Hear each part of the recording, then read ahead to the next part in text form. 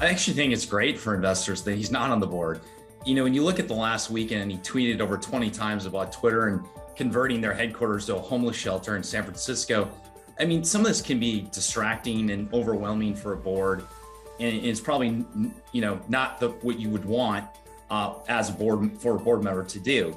So ultimately now you have a situation where he can bring his stake higher. We don't know if he will, but we think he could bring his stake higher. And secondarily, he can voice his opinion.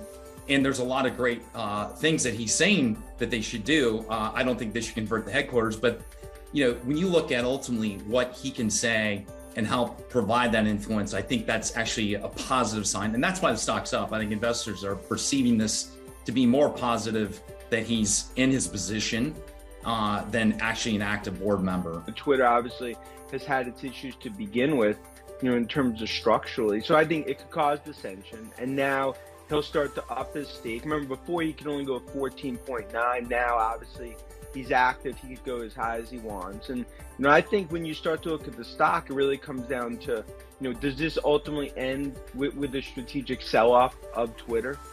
Is there some sort of changes strategically they could do?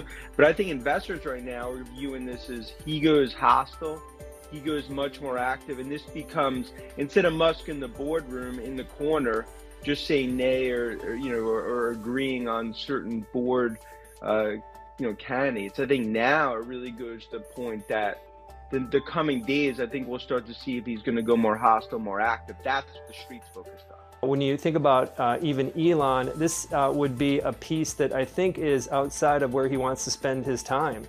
Understand that there is something that is important to him around free speech, and I think he wants to move that forward. Understand that he sees that as an opportunity as big as electrification and as big as space travel. But ultimately, I think that it's just one too many things on the plate for him to take over.